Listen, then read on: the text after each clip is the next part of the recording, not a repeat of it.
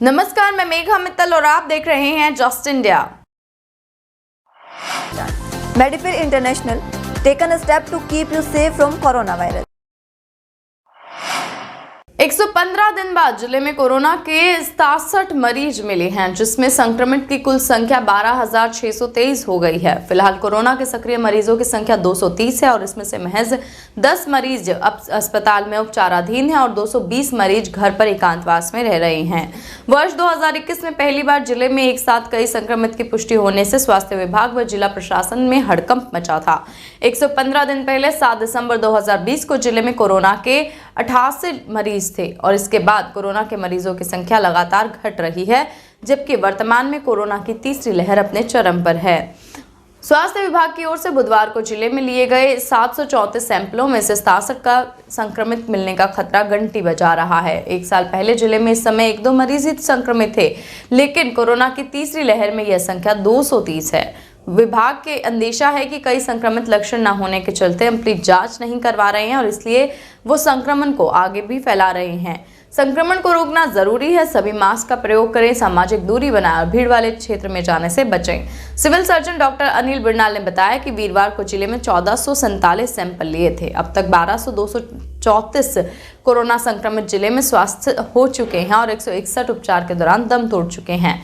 विभागों ने जिले में अब तक 3,04,811 सैंपल की जांच करवा ली है और गौरतलब है कि जिले में कोरोना संक्रमण 4.14% की रफ्तार से बढ़ रहा है, जबकि रिकवरी रेट 98 से घटकर 96.9% हो गया है।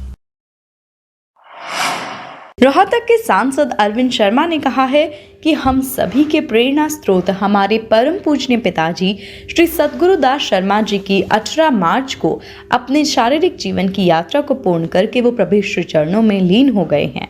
उनकी याद में श्रद्धांजलि सभा, सत्संग, भजन कीर्तन और रसम पगड़ी एवं 17वीं दिनांक 3 अप्रैल शनिवार को शहीद Madan Lal Dhingra community centre, old ITI ground, circular road, Rohtak में संपन्न होगी।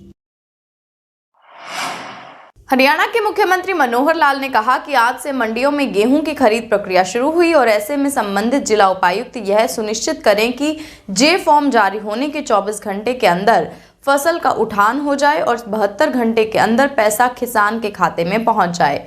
मुख्यमंत्री यहां Haryana large scale mapping project और स्वामित्व योजना और जल जीवन मिशन को लेकर समीक्षा बैठक की अध्यक्षता कर रहे थे। गौरतलब है कि हर सप्ताह वीरवार के दिन सभी जिला उपायुक्तों के साथ संवाद के मकसद से इस तरह की बैठक शुरू हो गई थी और इसी कड़ी में ये दूसरी बैठक थी। बैठक में बताया गया कि जल जीवन मिशन के क्रियान्वयन में हरियाणा का प्रदर्शन बेहतरीन रहा है और इस मामले में हम देश में तीसरे स्थान पर हैं।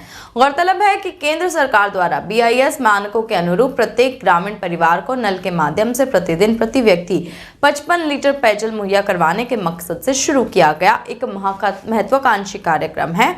केंद्र सरकार द्वारा इस कार्यक्रम को वर्ष 2024 तक पूरा करने की समय सीमा निर्धारित की गई है, लेकिन हरियाणा में इसका 87% से अधिक कार्य पूरा हो चुका है और वर्ष 2022 में ही इस लक्ष्य को हासिल कर लिया जाएगा।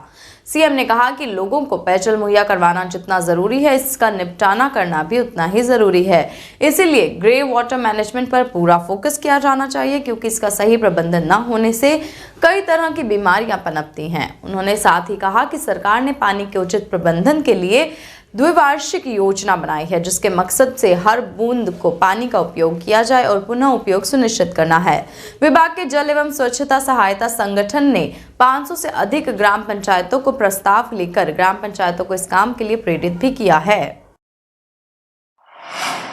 कमजोर पड़ रहे आंदोलन में भीड़ जुटाने के लिए संयुक्त किसान मोर्चा अब 1 लाख के इनामी लखा सिधाना की मदद लेगा।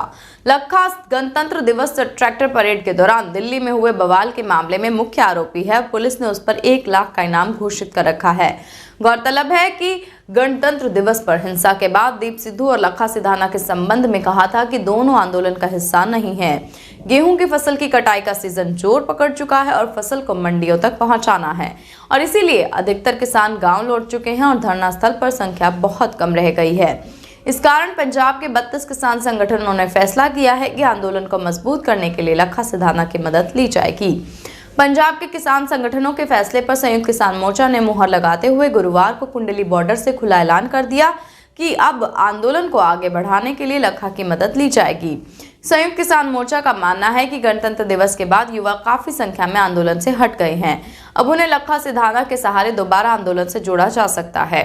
1 लाख रुपए का इनाम घोषित होने के बाद भी लखा के कई वीडियो सोशल मीडिया पर वायरल हुए हैं और साथ ही वह पंजाब में महापंचायत के दौरान कई घंटे तक मंच पे भी रहा था। किसानों के घेराव के कारण गुरुवार को हरियाणा के उप मुख्यमंत्री दुष्यंत चौटाला 2.25 घंटे तक एयरपोर्ट से बाहर नहीं निकल पाए। कड़ी सुरक्षा के बावजूद डिप्टी सीएम सड़क मार्ग से शहर में प्रवेश नहीं कर सके और इसी कारण उन्हें कई कार्यक्रम भी रद्द करने पड़े। बाद में उन्होंने हेलीकॉप्टर से हरियाणा कृषि विश्वविद्यालय तक उड़ान भरी और वहां से लघु सचिवालय और 2 अन्य स्थानों पर ही वह जा पाए। उप मुख्यमंत्री दुष्यंत चौटाला के शहर में आने की सूचना पर गुरुवार को सैकड़ों की संख्या में किसान काले झंडे लेकर सुबह 10:30 बजे से एयरपोर्ट के बाहर जुटना शुरू हो गए थे। प्रदर्शन करने वालों में महिलाएं भी शामिल रही और मौके पर मौजूद पुलिस बल ने बैरिकेड लगाकर प्रदर्शनकारियों को राष्ट्रीय राजमार्ग पर ही रोक दिया। आरोप है कि प्रदर्शनकारियों ने बैरिकेड्स तोड़ने की कोशिश की, लेकिन पुलिस बल ने उन्हें रोक दिया। उप मुख्यमंत्री का विमान 1:40 पर एयरपोर्ट पर उतरा और किसानों के घेराव के कारण उप मुख्यमंत्री एयरपोर्ट से बाहर नहीं निकल पाए। दोपहर 3 बजे दुष्यंत ने एयरपोर्ट से HAU तक उड़ान भरी और वहां से कच्चे रास्ते से वाहन के सहारे बाहर निकले। आज से हरियाणा सरकार द्वारा जारी सरकारी खरीद के आदेश के अनुसार मंडियों में खरीद की व्यवस्था पूरी कर दी गई है, लेकिन गेहूं की फसल की कटाई न होने के कारण किसान फसल लेकर नहीं पहुंचे हैं। इक्का दुक्का ही किसान सरसों की फसल लेकर मंडी में पहुंच रहे हैं और वहीं प्रशासन ने अधिकारियों का दावा है कि उन्होंने रबी की फसल की खरीद की तैयारियां पूरी कर ली हैं और मंडियों में किसानों को किसी प्रकार की कोई दिक्कत नहीं होने दी जाएगी। प्रदेश की मंडियों में आज से रबी की फसल की खरीद शुरू हो चुकी है और वहीं मंडियों के उच्च सचिव बसंत मेहरा का कहना है कि मंडी में किसानों के लिए पूरी व्यवस्था कर दी गई है। आज से सरकारी खरीद शुरू हुई और मंडी में किसानों के व्यवस्था का ध्यान रखते हुए सुविधा मुहैया कराई गई। किसानों के रेस्ट हाउस, पीने का पानी, बिजली की व्यवस्था पूरी तरह से दुरुस्त है। रोहतक मंडी की बात करें तो इसमें सरसों की फसल लेकर पहुंचे किसानों का कहना है कि मंडियों में व्यवस्था तो ठीक है, लेकिन ऑनलाइन होने से उन्हें काफी परेशानी हो रही है क्योंकि कुछ फसलों का रजिस्ट्रेशन हुआ है और कुछ फसल अभी रजिस्टर करवानी बाकी है, जो कि उसे बेचने में काफी दिक्कत हो सकती है। अब सरकार को चाहिए कि वह मंडी में ही टोकन दे जब किसान फसल अपनी लेकर मंडी में पहुंचे। प्रबंध कुछ नहीं है भाई साहब, ब्रन मट्टी कर रखी है ऊपर से, मतलब ये लगा लो कुछ बचता है को नहीं भाई, कुछ भी नहीं बचता। पुराने के नए हो जाए, नए के पुराने हो जाए, ठीक है। ये तो इतने बढ़ा दिया सब कुछ, इन खाद बीज सब कुछ, दवाई ववाई सब क्या है, रेट हाई कर दिए। डीजल मारा दे के काश में हैं, क्या करेंगे? इंजन चलावा के, ट्रैक्टर चलावा, इसमें क्या चलावा, क्या करेंगे? मतलब ये बताओ, डीजल इतना महंगा कर दिया किसान के लिए। डीजल उससे पानी दिया थे, मतलब इंजन उंजन से कितने पानी देवा कुकर के गिरा। गर्मी की शुरुआत होते ही पीने के पानी की समस्या शुरू हो गई है और इसके चलते शहरवासी काफी परेशान हैं। इसी के मद्देनजर रोहतक शहर की रैनकपुरा कॉलोनी निवासियों ने शहर के अंदर सड़क को जाम कर दिया। कॉलोनी वासियों का कहना है कि जन स्वास्थ्य विभाग हर घर को हर रोज पानी देने का दावा करता है, लेकिन उनके घरों में सरकारी नल से कोई पानी नहीं आ रहा और अगर थोड़ा बहुत पानी आता भी है तो वह टूटी हुई लाइनों की वजह से काफी गंदा पानी है। इसीलिए वे मांग करते हैं कि गर्मी का मौसम को देखते हुए पानी की व्यवस्था को दुरुस्त किया जाए। रैनकपुरा निवासी महिलाएं एवं पुरुष माता दरवाजा स्थित पानी के बूस्टर के सामने इकट्ठा हो गए और रोड को जाम किया। इन्होंने रोहतक जन स्वास्थ्य विभाग के खिलाफ जमकर नारेबाजी भी की। जब इनसे कारण पूछे गए तो उन्होंने बताया कि जन स्वास्थ्य विभाग ये दावा करता है कि रोहतक के हर घर को हर रोज पानी दिया जा रहा है, लेकिन रैनकपुरा में 250 घरों में काफी दिनों से पानी की किल्लत है। स्थिति यह है कि 3 दिन में एक बार पानी आ रहा है और उसमें भी काफी देर तक तो टूटी हुई लाइनों की वजह से गंदा पानी चलता है। वे कई बार जन स्वास्थ्य विभाग को इस बारे में आगाह कर चुके हैं, लेकिन उनकी समस्या का कोई समाधान नहीं निकला और इसीलिए वे मांग करते हैं कि उन्हें स्वच्छ साफ पानी हर रोज दिया जाए। ये जी रैनकपुरे में पानी की समस्या आज से नहीं काफ़ी समय से चल रही है। 250 घरों में आज के युग में रैनकपुरे में पानी पीने के लिए नहीं है, जबकि प्रशासन ये कहता है कि भाई 2 टाइम हम रोहतकवासियों पानी देंगे, जबकि रैनकपुरे में 1 टाइम की सप्लाई वो भी तीसरे दिन। अच्छा, जो तीसरे दिन के अंदर 22 मिनट के अंदर पानी आता है, 8 मिनट गंदा पानी नालियों में बहा जा रहा है, जबकि 22 मिनट तीसरे दिन पानी आ रहा है। जी मेरा नाम सुमन है, मैं रैनकपुरे की रहने वाली हूँ। और जी हमारे रैनकपुरे में कई दिन से पानी नहीं आ रहा है, और अब से ही नहीं बल्कि 3-4 साल हो गए यह समस्या है। हर साल हम ऐसे रोड जाम करे हैं, और पानी तो देखो सब नहीं चाहिए है। जिसमें पानी नहीं मिलता वे अपनी जो सरकारी लाइन है उनमें तोड़ दे हैं, फिर आगे पानी पहुँचता नहीं। और जगह जगह गड्ढे खुदे हुए हैं, उनमें गंदा पानी जा नाले का सीवर का। और हम रैनकपुरे वाले सभी इतने परेशान हैं, एक आधा टैंकर आ है उस पर गाँव वाले की लड़ाई मच है, और किसी का तो ये मोटर वगैरह लगा करंट भी लग जाए है।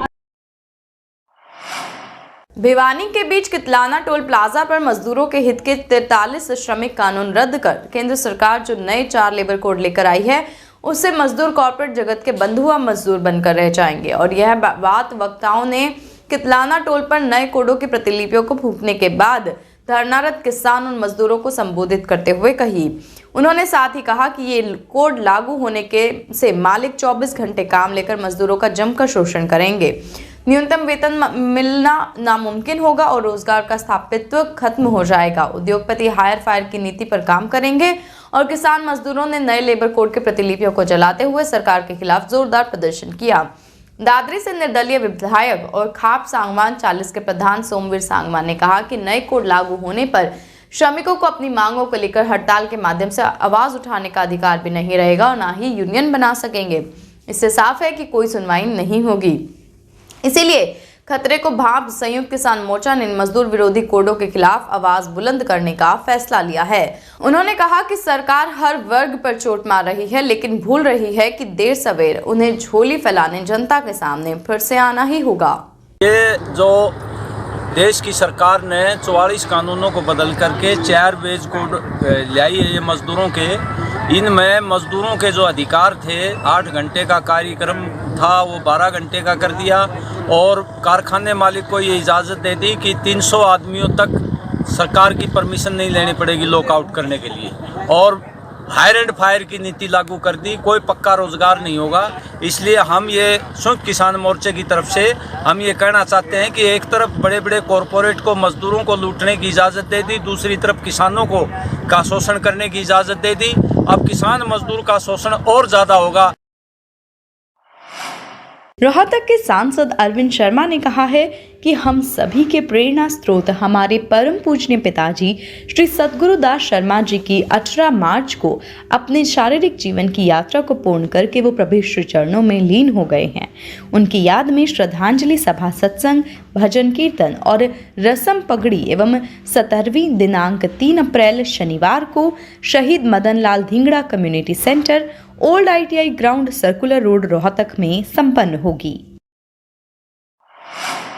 Be Fast Fit, India's fastest growing fitness chain, now at Rohtak D Park. Just India के इस बुलेटिन में बस इतना ही। और भी खबरों के लिए आप देखते रहिए जस्ट इंडिया। नमस्कार।